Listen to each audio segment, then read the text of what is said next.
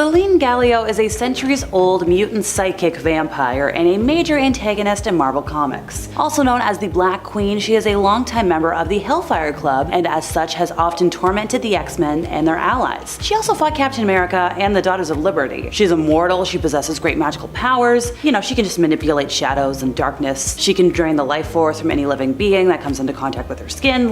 She's pretty cool. After a failed attempt to sacrifice the population of ancient Rome to make herself a god, she founded Nova Roma, an isolated colony modeled after ancient Rome that survived into modern times in Brazil's Amazon rainforest. She maintains her immortality with her mutant power because she likes to absorb the essence or life force of others. She can also absorb memories and take control of people this way. So by drawing on the power she's absorbed, she can grant herself superhuman abilities, enhanced strength, speed, whatever she needs. Oh, did I mention she's a telepath with very, very good telekinetic abilities? Combine all of this, and you've also got her lovely extended lifespan. She's become one of the most skilled magic users in the world, and I think at one point she was even considered a potential candidate to replace Doctor Strange as Sorcerer Supreme. So that's how you get a great antagonist in the New Mutant series, and also the whole Necrosha story arc. Soft Serve's sole mutant ability is to defecate ice cream, controlling the flavor she creates and how much she serves, making her a mutant with pretty much zero inherent fighting capabilities. She was first introduced in a background moment in Way of X, issue number 2, and artist Bob Quinn later elaborated on her powers with a detailed sketch on Twitter. So originally he's like, yeah, she's got different plumbing from baseline humans, but later amended that her body is a portal to the ice cream dimension, and the phrase defecating is more about the unfortunate placement of the portal's exit than her actual biological process. Soft Serve, by the way, is not the only mutant with ice cream related powers. You've also got to consider Ice Cream, who can turn himself into any flavor of ice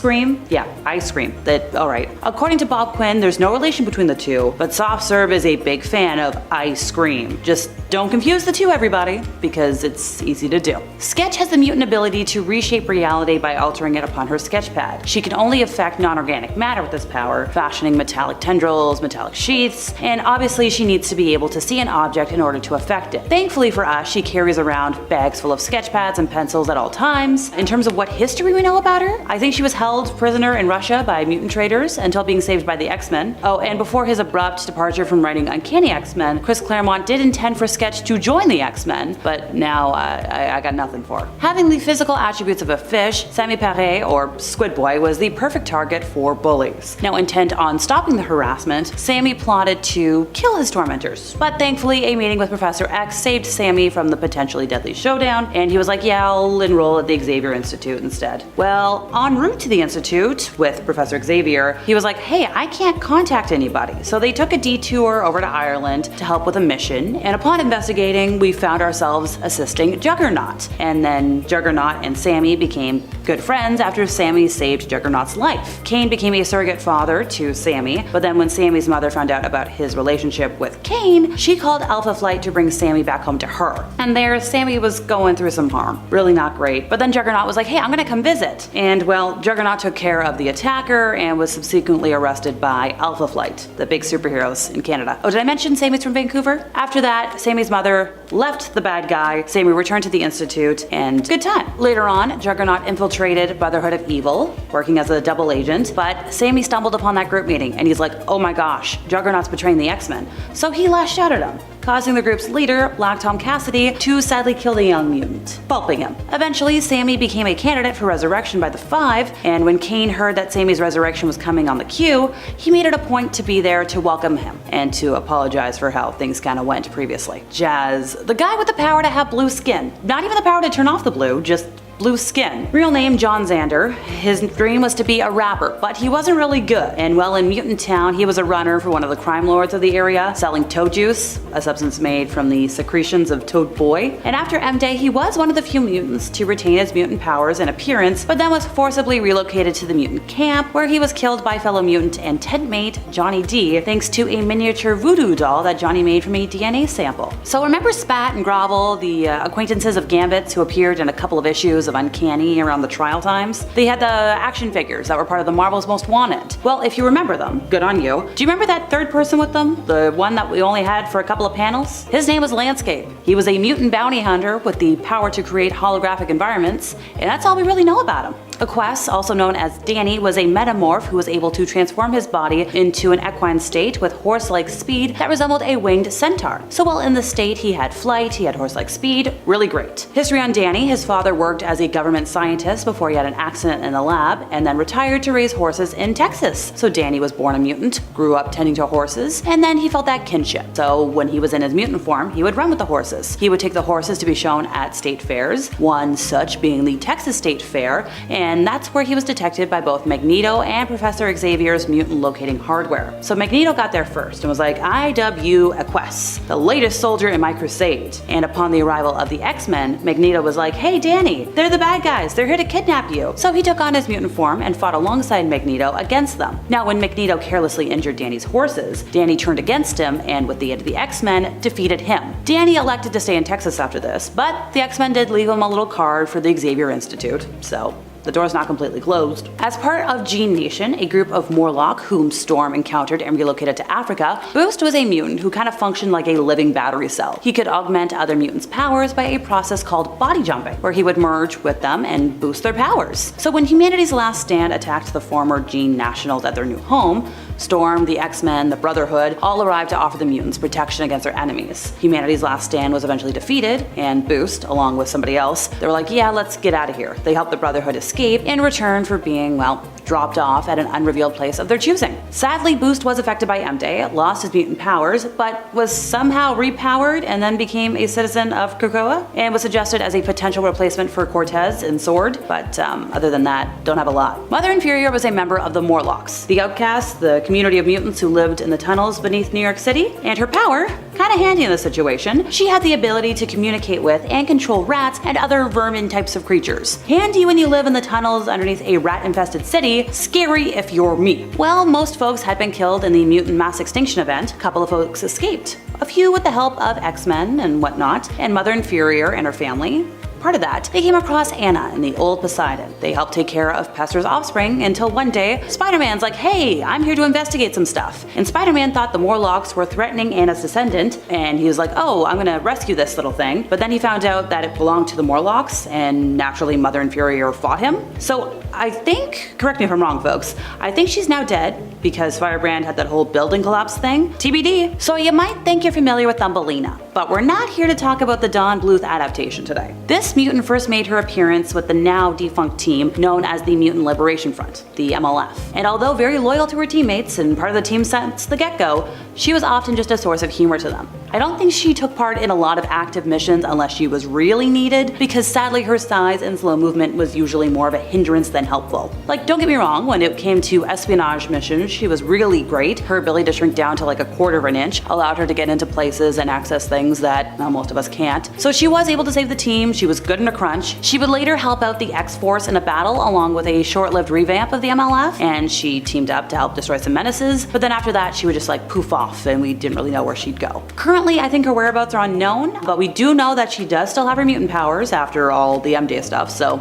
maybe we'll see her again. From Cyclops' uncanny spatial awareness and Beast's pheromone manipulation to Iceman's Omega level potential and Nightcrawler's dimensional hopping. Everyone's doing something over here. And today we'll explore Colossus's unbreakable armor, Storm's godlike power, Gambit's explosive secrets, Magneto's mental fortress, and even Wolverine's bone-clawed past. Prepare to have your mind blown. Number 10. Cyclops' spatial awareness. We all know about the optic blasts, right? How amazing is that? Getting mad and just yelling at someone with your eyes. The raw concussive force that Cyclops unleashes from his eyes alone are amazing, but what often gets overlooked is the brilliant tactical mind behind those ruby quartz lenses. Cyclops possesses an almost precognitive understanding of spatial geometry. He's not just blasting randomly, he's calculating trajectories, ricochets, and angles with superhuman precision, turning his optic blasts into guided weapons. He can also bounce beams off of multiple surfaces, hitting targets from impossible angles, making him a far more formidable opponent than he appears. Think of him as a living, breathing physics engine, a master tactician who can visualize the battlefield in 3 dimensions and predict the path of his blasts with pinpoint accuracy. And he looks cool while he does it. The spatial awareness is a cornerstone of his leadership, allowing him to direct his team with unparalleled effectiveness effectiveness and rarely be caught off guard. Number 9. Beast's hidden power, pheromone manipulation. Yeah, you heard that correctly. Beyond the brilliant intellect and aerobatic ability, Beast, the X-Men's resident blue furball, whatever you want to call him, he harbors a secret weapon, the ability to subtly manipulate emotions through pheromones. Imagine him diffusing a tense hostage situation with a calming scent, or subtly influencing a hostile crowd, making them more receptive to his reasoned arguments. He'll just puff out his armpits and all of a sudden you're relaxed. He could even use his pheromones to gain a tactical advantage in combat, perhaps inducing fear or confusion into his opponents. This hidden talent is a fascinating blend of his enhanced animalistic physiology and his scientific mind. It's largely untapped and represents a whole new dimension to this character. It's a power that could be used for good, for manipulation, or even just to get himself out of a sticky situation, making Beast far more complex and potentially an influential figure than we ever really realized. It also makes him a wild card. Quit moving your pheromones around, fella. Number 8. Iceman's Omega level potential. Often underestimated as the X-Men's resident jokester, Iceman is far more than just a walking snow cone machine. He's classified as an Omega level mutant, a designation that signifies his cryokinetic powers that have no defined upper limit. This means his ability to manipulate cold and ice is theoretically infinite. He can freeze any matter he chooses, transform his entire body into organic ice, create sentient ice duplicates of himself to fight alongside him, and even lower the temperature of his surroundings to absolute zero, potentially plunging entire regions, or even, you heard me, the planet,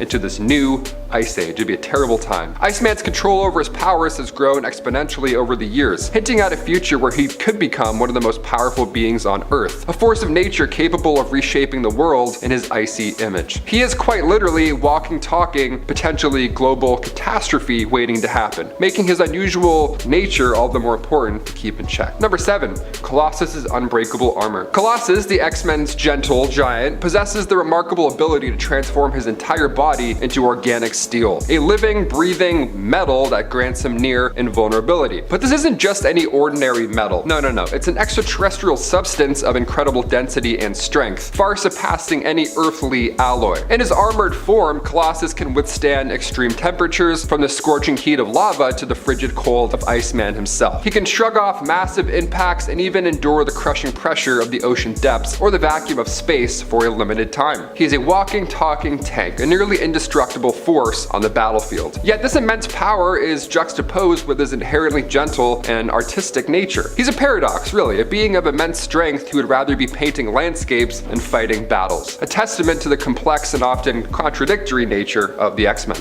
Number 6. Nightcrawler's dimensional travel. Now this one would be nice, wouldn't it? Nightcrawler's signature BAMF isn't just as cool as it sounds. It's not a sound effect. It's actually the sound of reality tearing as he teleports. But Kurt Wagner isn't simply disappearing or reappearing. He's instantaneously traversing an entirely different dimension known as the Brimstone Dimension. This fiery, sulfurous realm filled with grotesque demonic entities serves as a shortcut, a scary one at that, but it's a shortcut through space-time that allows Nightcrawler to bypass the normal laws of physics and reappear virtually anywhere that he can visualize. The journey, though instantaneous for him, leaves a residual energy signature, often disrupting electrical fields in the area around his arrival and departure points, leaving a telltale scent of brimstone in the air. Number 5. Kitty Pryde's intangibility mastery. Kitty Pryde, also known as Shadowcat, possesses the extraordinary mutant ability to phase through solid matter, rendering herself intangible, really. Walls, doors, even fortified vaults pose no obstacle to her. She can simply walk through them as if they weren't even there. But her mastery over her phasing power extends far beyond mere personal intangibility. She can extend this ability to others, phasing them as well through objects along with her, making her invaluable for rescue missions and infiltrations. Furthermore, her phase state disrupts electrical systems and even scrambles telepathic signals, making her mind resistant to psychic intrusion. That must be nice, right? Professor X not getting in your head all day? Ugh. Number 4. Gambit's potential. Gambit, the charming card-throwing Cajun rogue, possesses the mutant ability to charge inanimate objects with volatile kinetic energy, essentially turning anything he touches into a weapon. While he favors playing cards as his weapon of choice, the truth is he can charge anything, from a pebble to a car, with this massive force. Coupled with his superhuman agility, acrobatic prowess, and mastery of close quarters combat, this makes him a formidable opponent. And also, he's a magician, so good luck. Pick a card. Not the right card, now you're knocked out. See you later. Number 3. Storm's atmospheric authority. Storm, the weather goddess, doesn't just control the weather. No, she is the weather. She is the weather, okay? She can summon storms, generate lightning, fly on wind currents, and even create global scale weather phenomena. She's also worshipped as a goddess in Wakanda. She is literally a force of nature. Number 2. Magneto's mental fortress. Ever wonder how Magneto resists Professor X's telepathy? His iconic helmet isn't just for the show. It's crafted from a special metal that blocks psychic intrusions, giving him a mental fortress, literally, against even the strongest telepaths. This allows him to be a constant wild card. And since the X-Men can never tell what he's going to do next, it leaves him in quite a villainous spot, right? What is he thinking? What has he got behind those metal eyes over there? And finally, number 1, Wolverine's mysterious past. Wolverine's past is a tangled web of amnesia, trauma, and hidden memories. All things you don't want in life. His healing factor suppresses his worst memories, making it hard for him to know his own history. And guess what? His claws weren't always adamantium. They were originally bone. Can you imagine? Only later though, through this horrific Weapon X program, were they then bonded with the indestructible metal that we now know and love. Want to see more videos like this one? Check out this video right here next. On that one, we're looking at the most useless superhero powers in the world. And you won't believe it. Some of those guys, really, that's not even a power at that point. Starting with a duo so sneaky, even they didn't know their truth. At number 10, we have Tyrone Cloak Johnson and Tandy Dagger Bowen. These street-level vigilantes were supposed to be mutates. Their powers triggered by a sketchy drug experiment, right? Wrong. Early comics called them latent mutants. Their X genes activated by trauma. Cloak's a living shadow portal to the Dark Force dimension, while Dagger weaponizes light to heal or evaporate baddies.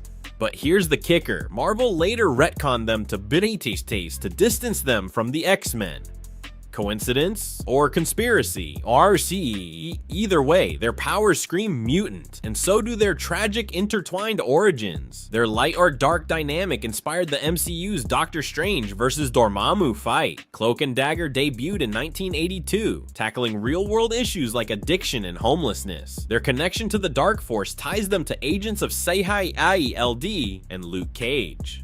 In the 2018 TV series, their bond is portrayed as cosmic destiny, hinting at latent mutant potential. Number 9 is a trailblazer, Jean-Paul Northstar Beaubier, the first openly gay superhero and a mutant so fast he left the X-Men's drama in the dust. With supersonic flight and bioluminescent energy blasts, he's basically Quicksilver fused with a glow stick, but his real power, defying stereotypes. While the X-Men fought bigots, Northstar fought for LGBTQ+ rep, marrying his husband Kyle in a landmark 2012 comic. Oh, and he's Canadian, because of course the nicest mutant is from the land of maple syrup. Northstar's name? A nod to the North Star guiding escaped slaves, symbolizing hope. As a founding member of Canada's Alpha Flight, Northstar clashed with Wolverine but later joined the X-Men. His rivalry with twin sister Aurora adds soap opera level drama to his heroics. Henry VIII's Laura Kinney, aka X-23, Wolverine's clone, but way more lethal. Born in a lab, she's got Logan's adamantium claws, healing factor, and rage, but none of his body hair. Her mutation? Hyper-accelerated evolution, making her immune to viruses and poisons. But here's the twist. She's technically a mutant clone hybrid, engineered to be the perfect weapon, yet Marvel's like, nah, she counts. Why? Because her trauma-fueled heroism outshines her DNA drama. Sorry, Logan. She's your legacy. What was her MCU debut? Rumor says Deadpool 3 will unleash her claws versus Wolverine. Laura led the all-female X-Men team and mentored younger mutants in X-23, Target X, proving clones can outshine originals. At number 7, we have Raven Darkholme, aka Mystique, the ultimate spy, saboteur, and Audie's mom? Yep, she's Nightcrawler's mother and Rogue's adoptive mom. Her mutation lets her mimic anyone down to their voice and memories. But here's the kicker, she's older than democracy. Born in the 1800s, she's manipulated wars, governments, and the X-Men for centuries. And that blue skin, it's her natural form. Everything else is a lie. The ultimate flex? She's loyal to no one, not even Magneto.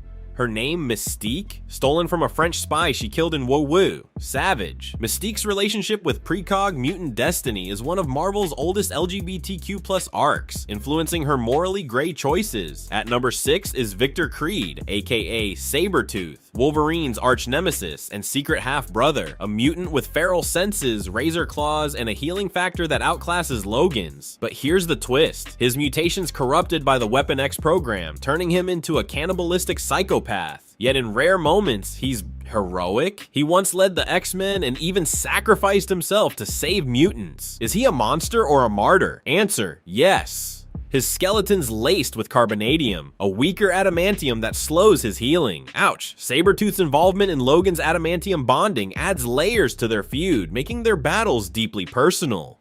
At number 5, we've got Shiro Yoshida, aka Sunfire, a mutant so proud he turned down the X-Men twice. Born into Japanese royalty, his powers ignited in the aftermath of Hiroshima, yikes, allowing him to absorb sunlight and unleash plasma firestorms. But here's the real story, he's basically a walking guilt complex, using his flames to atone for his family's what you two sins. And that ego? Unmatched. He once quit the X-Men because Cyclops breathed too loudly. Now that's some next level diva energy. Sunfire's armor, designed to contain his power. Without it, he'd vaporize cities. Sunfire's role in X-Men, Red showcases his diplomatic side, balancing his fiery temper with a sense of honor. Coming in at number 4, we've got Samuel Guthrie, aka Cannonball, the Kentucky coal miner turned one of Marvel's most OP flyers. His mutation, a bioenergy force field that lets him rocket through solid steel without a scratch. Think Colossus meets Iron Man's repulsors. But here's the real kicker, he's invulnerable mid-flight. Even the Hulk couldn't crack his shield. And don't let the aw shucks charm fool you. He's led the New Mutants, X-Men, and even the Avengers. Take notes, Cyclops. This Southern boy is the real MVP. Oh, and his sister, Husk. She sheds her skin to gain new powers. Family reunions must be wild. Cannonball's run with the Avengers in Avengers World proved mutants don't need Xavier's shadow to thrive. At number 3, we've got Jamie Medrox, aka Multiple Man, the mutant who clones himself and his mistakes. Every duplicate shares his memories, skills, and neuroses. Party trick, he can send a dupe to work while he naps. The downside, clones gain free will and once overthrew him. But here's the real twist, he's a genius detective using his dupes to crack cases. And his love life? Let's just say it gets complicated. He straight up married a clone of Siren. Yeah, that happened. His powers work through kinetic energy. Slap him and poof. New dupe, Jamie's detective agency in X Factor. 2005 blends noir with humor, making it a cult favorite, proof that even mutants could use a little therapy. At number 2, we've got Allison Blair, aka Dazzler, the disco diva who turns sound into a weapon. Her mutation converts audio waves into laser light shows, capable of blinding enemies or slicing through tanks. But here's the real drama. Marvel originally tried to sell her as a real singer, hiding her mutant status. Plot twist, fans hated it, so they retconned her into the X-Men. Now, she's a queer icon, a reality warper, and even an occasional Herald of Galactus. Take that, Beyonce. Oh, and her 1980s comic, it came with a real vinyl record, peak retro. As a Herald, she once wielded the power cosmic, because why stop at disco when you can bend reality itself? And number 1, Clarice Ferguson, aka Blink, the teleporter who broke the multiverse before it was cool. Her pink portals can move armies across galaxies, or eras. But here's the twist, she's a nexus of doomed timelines. In the Age of Apocalypse, she led the resistance against a world where Xavier died. In Exiles, she hopscotched realities, fixing Marvel's screw-ups, yet her greatest power, charisma. Fans loved her so much that they resurrected her twice, bowed down to the Queen of Quantum Chaos. Her Exiles team inspired MCU's Loki TVA agents. Blink's design in X-Men, Days of Future Past film merged her comic and AOA looks, cementing her iconic status. Devil Dinosaur comes from the prehistoric past of Earth 78411. Most people think of him as just a devil beast from Dinosaur World, and yeah, he is that. But did you know that he is also a mutant? Yep, his mutant gene activated after a traumatic experience with fire. Fortunately, he was saved from those who would harm him by Moon Boy, who befriended the beast. Devil Dinosaur's skin changed to red as a result of his mutation, making him a giant bright red dinosaur. Really stands out. Which honestly kinda makes me think of Clifford the Big Red Dog. I wonder if Clifford is also secretly a mutant with a secret mutation. He has like bright red fur. So strange. Devil Dinosaur was partnered with Moon Boy for quite some time until Moon Boy's death, wherein a new character was introduced to work alongside Devil Dinosaur, a girl with inhuman genes known as Lunella Lafayette, or Moon Girl. We love Lunella. I love DD too. He's also a really great card in Marvel Snap, by the way, especially if you pair him with Moon Girl. It's one of my favorite combos, even to this day. I don't know what's more frightening, the fact that Jean can basically manipulate people's dreams and nightmares through the villain Nightmare, or the threat she gave Nightmare after defeating him in the comics, where she threatened to destroy him at an atomic level. Yikes. Either way you slice it though, when it comes to nightmares that have been created by the god of nightmares himself, Jean is actually the one who would really call the shots between them when they're pitted against one another. I know you'd think Nightmare would come out on top here, but Jean is just that powerful. She could not only use him to take control of others' dreams the world over, but of course could also just take control of those dreams from Nightmare himself, and even match him, or really even beat him in his own realm, which is pretty wild. Chamber is a weird character, but also a beloved character. Like many weirdos that I love to talk about, Chamber is of course also a mutant. His name is Jonathan Starsmore, and while he may actually have the potential to be considered Omega level, that doesn't make his powers any less weird, thank goodness. His power relates to the fact that he's actually made of pure psionic energy. Now while many people know that Jono is psionic, because you know he's always talking telepathically, I don't think many folks actually think about like why his powers manifesting caused him to lose his jaw. I mean, I'm sure the hardcore Jono fans know all about this, but for those of you that are a casual Chamber fan, I'm gonna get into it. When his powers first manifested, they blew a massive hole in his chest and his face. While many people would be immensely harmed or even killed by such an occurrence, Chamber was not. As a result, Jono no longer needs to breathe, eat, or drink, and his blood does not even course through his veins. It doesn't need to do that to keep him alive. Yeah, as such he is typically seen with a scarf or some other clothing covering the lower half of his face, and he communicates telepathically, as you know, he can no longer talk since he has no jaw. Also, he's made of psionic energy, so he's a very powerful psionic mutant. By far one of the strangest, yet kinda in a weird way most OP characters of all time from Marvel has to be Duke. Okay, so he's at the very least the most strange. And now we have his evil counterpart, Pood in Excellent, who might somehow be weirder. Oh boy. Dupe is pretty powerful because he has some fourth wall shattering level of awareness, and he's able to actually move between panels in comics, existing not just within the panels of the page, but also moving into the borders and margins as well, able to exist outside of the panels that we're used to reading, which I think is pretty wild. I mean, not many other characters can do that, never mind mutants. Granted, we don't really know what Dupe is, or you know, if he's really a mutant, but he definitely hangs out with the X-Men a lot, and I feel like he's so weird, I just would believe he is a mutant in some way in his origin. Though at this point in time, there's no definitive origin for the character yet, just to be fully transparent here. He's also demonstrated some powerful magical abilities too, as well as super strength, speed, durability, and even the power to resurrect. Without the help of the Five no less, he can just do that by himself, so he's got a lot of powers that I feel like not a lot of people think about. The Love Eyes is one of my favorites. Never forget Madeline Pryor's awesome telekinetic lasso. What an awesome and totally bizarre weapon for a goblin queen to wield. Maybe we can call it a telekinetic whip instead. That seems more fitting based on Maddie's kinda generally crazy and definitely vicious and vengeful disposition. Madeline Pryor as the Goblin Queen used this lasso to wrangle, get this, Jean Grey. That's right, her lasso was powerful enough to wrangle Jean, who herself is considered, now at least, an Omega level mutant in both psionic areas of power. What's more, Maddie's psionic whip was so powerful, it also like basically just rendered Jean powerless when they were having their fight. So yeah, I feel like if you can use any kind of lasso to render Jean Grey powerless, that's impressive. Why doesn't she use it more often? She should bring it back. I want to see the lasso again. Let's bring it back. Training with Doctor Strange made magic even more powerful. She already has all the knowledge imparted to her by Alternate Storm and of course Belasco and all his magical texts, so adding in the teaching of Doctor Strange has made her an insane level of powerful when it comes to her magical abilities. At one point she used her knowledge to turn herself and a group of other supers, including mutants and some Guardians of the Galaxy members, invisible. Yeah, and a gambit to buy time when her teleportation powers just couldn't cut it. It's not really like a mutant power, but it is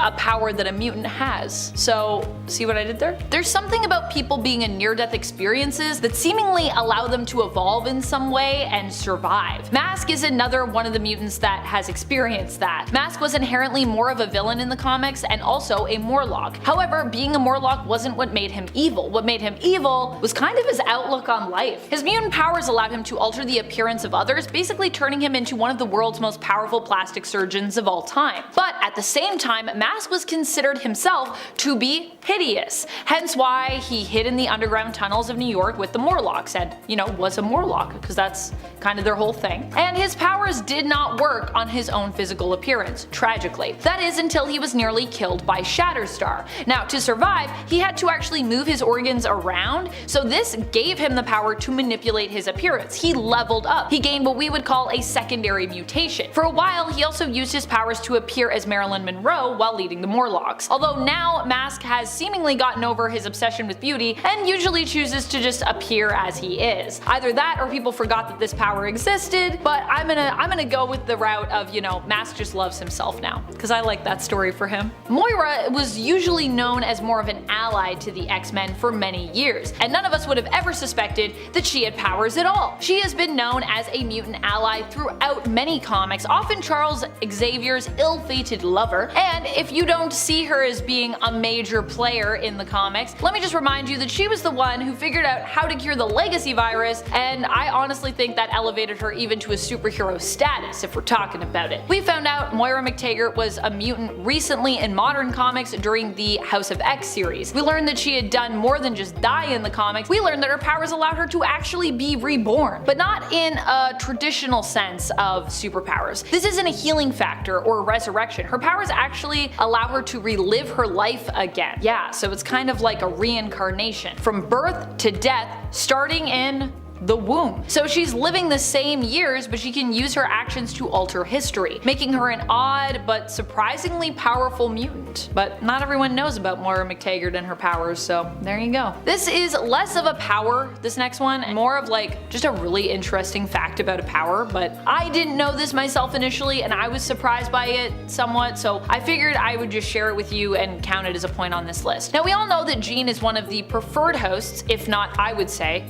the preferred host for the Phoenix Force, but did you know that the all-powerful cosmic entity was actually holding Jean back? Yeah, apparently that's right. Jean has stated before that she actually became aware after the Phoenix Force left her that it was actually causing her to hold back her abilities for fear of the Phoenix taking a hold of her and possessing her. So while many like to say that Jean has only ever been extremely powerful when she's merged with the Phoenix, like that's Jean at her most powerful, it turns out that it's probably just the opposite, because she literally fought to hold herself back, which honestly to me makes some sense. Saying Jean isn't actually powerful and that it's like all the Phoenix has always just felt like kind of a cop-out to me, considering that it's her own power and empathy that the Phoenix was seemingly attracted to in the first place. Like that's why she's the ideal host, so to me that makes sense. But that also means some crazy stuff. That means like Jean could destroy maybe the multiverse herself, you know what I mean? Because Phoenix can destroy planets, so I always forget about Kid Omega's secondary mutation because it very rarely comes up in the comics, and I feel like it's also therefore a power that a lot of people are gonna forget. Now I usually probably forget about it because Quentin Quire no longer really finds it interesting. At least, that's the canon reason that we're given for why we really never see it anymore. I personally think it sounds super interesting and I'm surprised that he's bored of it. However, this is Quentin, so maybe I shouldn't be so surprised. Quentin Quire is a bit of an oddball. He's often unimpressed as well by some of the coolest stuff. He's very like, ugh, whatever, I'm over it. Or at least, he presents himself this way often. Kid Omega's power that I'm about to talk about here is that he has a non-corporeal form, which when accessed also speeds up his consciousness and actually allows him as a telepath to reach out and connect with all sentient beings. Yeah, basically like all of Earth he could just connect with. He can think at the speed of light while in this form, but then again, even when Quire isn't in it, he's known for being one of the fastest thinkers and one of the smartest psionics on the planet, so I think we kept that part, but we forgot about the non-corporeal stuff. Kicking off our list is Karima Shapander, a complex character who began her journey as a weapon created by Bastion, a figure representing anti-mutant sentiment to hunt down and eliminate mutants. Infused with advanced Sentinel technology, Omega Sentinel, as she became known, possesses a formidable array of superhuman abilities. These include superhuman strength, speed, and durability, making her a physical powerhouse capable of withstanding significant damage and delivering devastating devastating blows. Beyond her physical enhancements, Omega Sentinel can also project devastating energy blasts from her palms, adding another layer to her offensive capabilities. However, Karima's story takes a fascinating turn as she eventually overcomes her initial programming, the very directives that defined her purpose as a weapon of destruction. She breaks free from Bastion's control, and in a powerful demonstration of free will, chooses to join the X-Men. This act of rebellion and redemption highlights a compelling theme within the X-Men universe, the potential for change and growth, even in those seemingly destined for a darker path.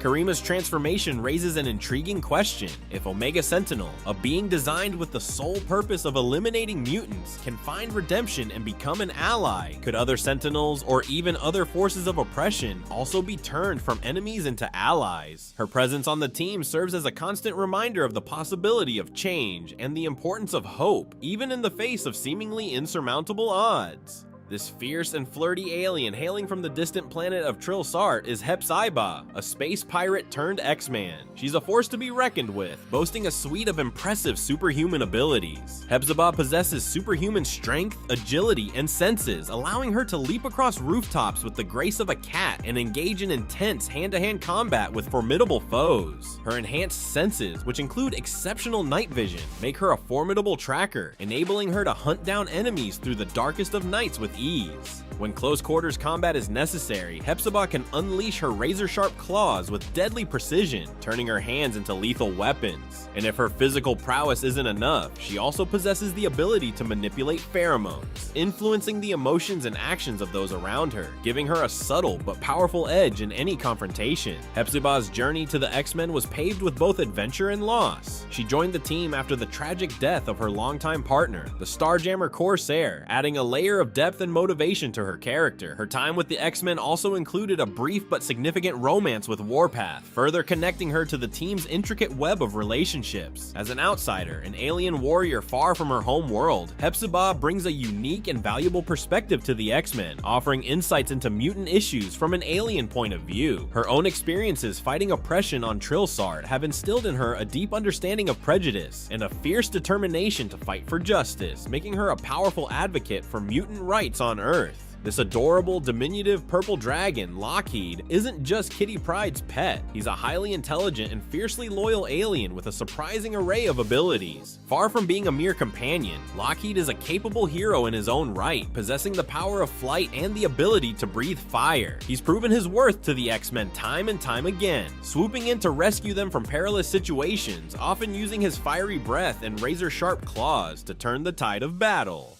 Lockheed's intelligence and resourcefulness have even led him to work as a secret agent for SWORD, base-based counterpart of SHI-ELD, where he undertakes dangerous missions and gathers crucial intel. Despite his small size, Lockheed is a force to be reckoned with, demonstrating bravery and cunning that belies his adorable appearance. However, Lockheed's journey hasn't been without its challenges. His dedication to the X-Men and his choice to remain on Earth alongside his found family resulted in his exile from his homeworld. This sacrifice underscores the depth of his loyalty and the strength of the bonds he shares with the X-Men, showcasing that family isn't always defined by blood, but by the connections we forge and the sacrifices we're willing to make. Lockheed's story is a testament to the power of friendship and the courage it takes to stand by those you care about, even when it means facing exile.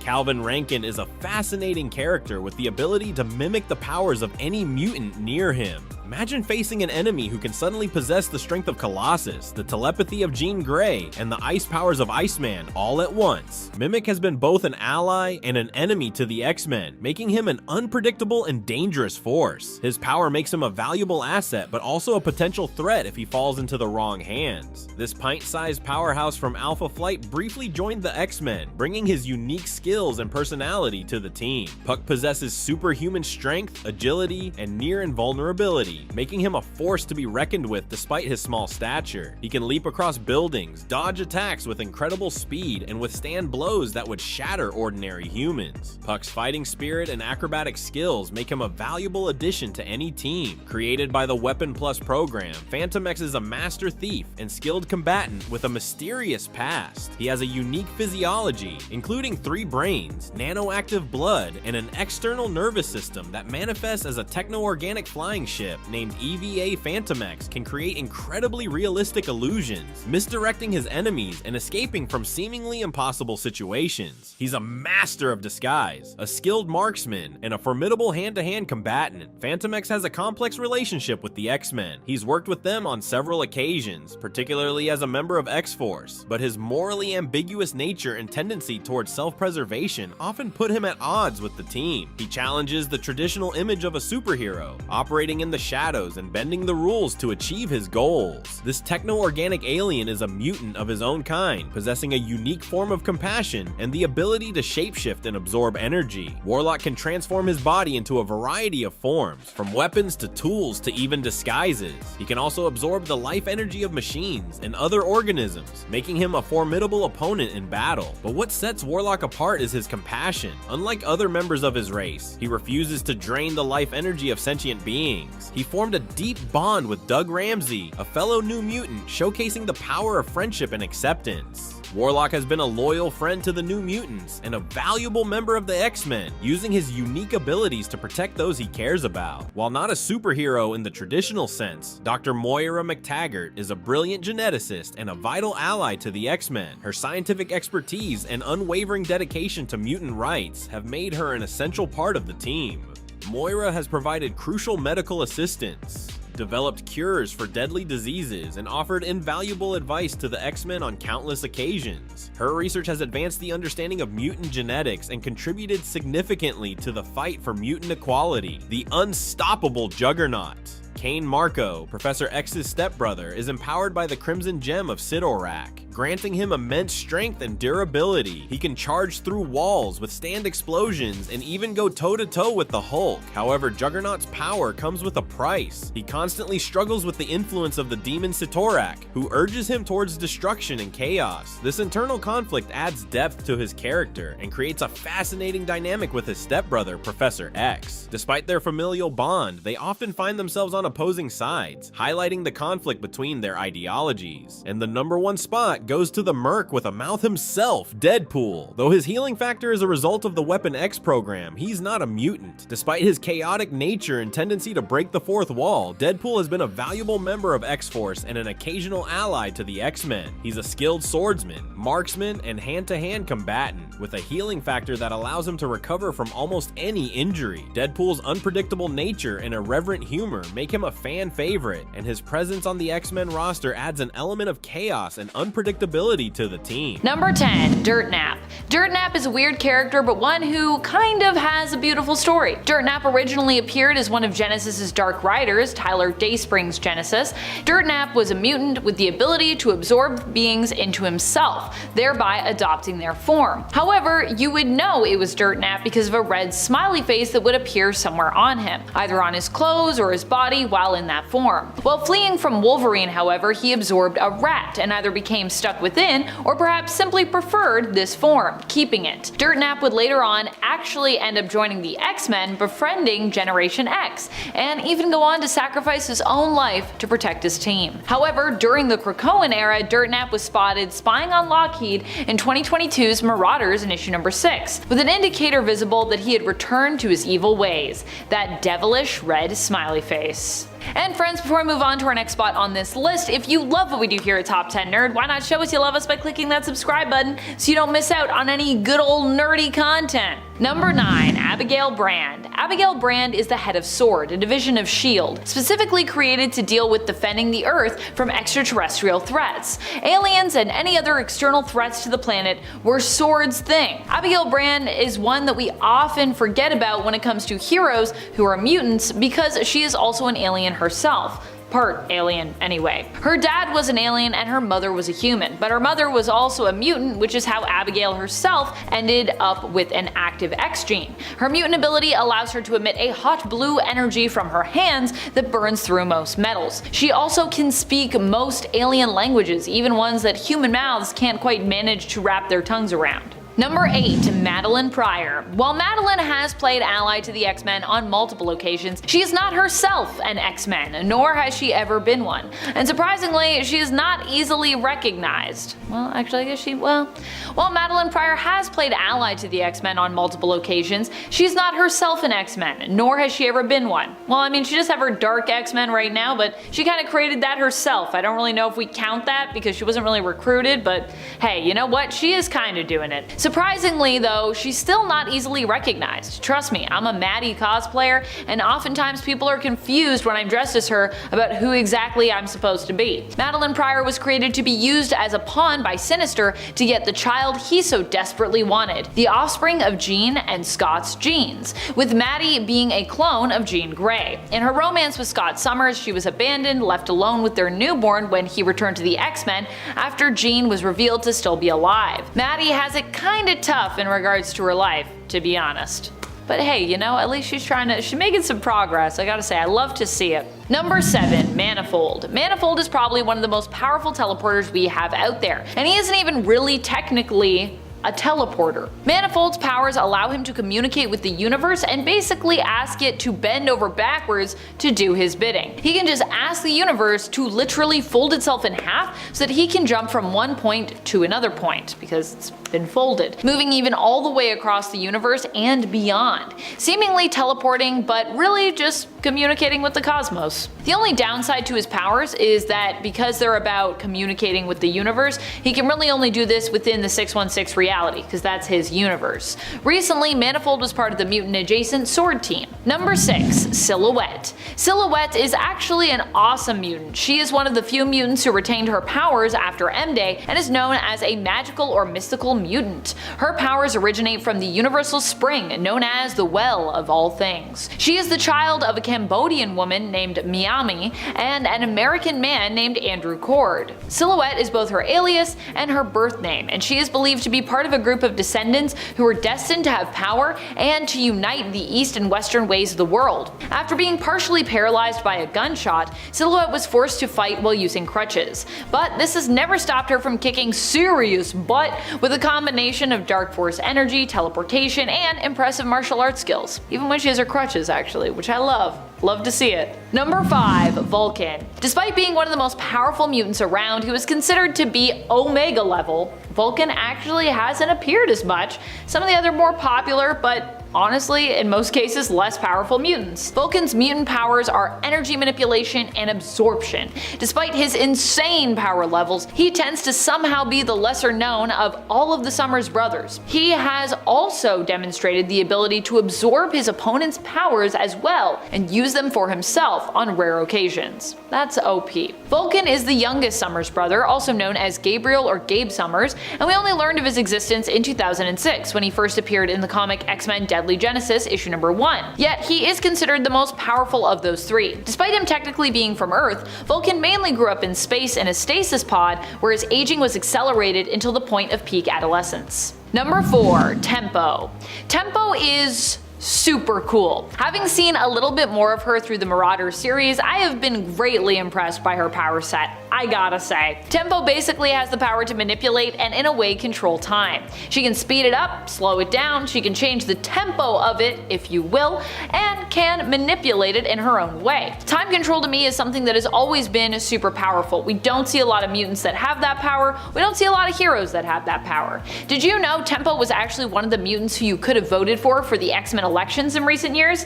Yep, she received a nomination. However, she sadly did not win the vote, and as a result, she didn't get to be on the team. Sad. But at least she did get to be on the one-shot secret X-Men team, which I actually thought was pretty cool. I actually enjoyed that little one-shot. And later on, she would end up joining, of course, the Marauders. Number 3. Iska the Unbeaten. Iska is truly unbeatable. Even the closest I have ever seen to her being beaten, she wasn't really beaten. She still kinda won that battle. Thanks to her mutant powers, the only way she could be beaten is if by her winning, she would also kinda lose. Sound confusing? Let me explain. The Fisher King on planet Arakko, formerly known as Mars, ended up challenging Iska to a battle of understanding. The Fisher King did this as a way to get back at Iska, the traitor, who had turned on her own people in the past, and again when Uranos first attacked. And so, to beat her in his own way, and knowing that he wouldn't win, he challenged her to a battle of understanding, where the winner is the one who most truly understands the meaning of loss. By winning, Iska was forced to feel immense grief over all that she had lost as a result of always having to be on the winning side as per her powers, and so in winning, she still lost. Number 2, Solemn. Solemn is one of the new X-Men villains on the block and also is of course a mutant. Solemn is a mutant from Morocco who, instead of having adamantium bones, possesses adamantium skin, which is actually his mutation as opposed to something that happened to him from Weapon X. He was one of the sword bearers of Morocco during the Ten of Swords tournament. In fact, he was one of the mutants that we expected to face off against Wolverine. But in an unexpected turn of events, Solemn didn't even really fight at all in that tournament. He was initially set to fight against one of his own because this was Saturnine's tournament and it was gloriously weird, but instead Solemn used a favor owed to him by Wolverine for when they both had to venture to Hell to get their Muramasa blades together so that they could enter the tournament, and also use, of course, said blades in the tournament, forcing Wolverine to tap into the fight on his behalf. So that's how he got out of it. It's pretty powerful to have like Wolverine owe you a favor. That's what I think. I would definitely enjoy if Wolverine owed me a favor. He can do a lot of pretty crazy stuff for you. Number 1, Brimstone Love. Whether we're talking about the Brimstone Love of Earth 928 or the Brimstone Love of Earth 616, both are honestly extremely obscure. The original Brimstone Love, who first appeared in the Age of Apocalypse reality, or AOA, only made 8 appearances, while the main continuity version of the character has only made, I believe, 3 appearances. Both are the leader and the man behind the Theater of Pain. Tragically, while Brimstone Love was a newer villain to the Earth 616 continuity, making his first appearance in the first annual issue number 1 of the second volume of Marauders from 2022, he also probably won't be seen again if you haven't seen him yet. This is because Brimstone Love perishes, or at least is believed to have perished, as of the end of that Marauders run, issue number 12. He has a really great design, and his sadism was interesting to see, especially in one who is so strong in his convictions. So kinda sad to see him go, but yeah.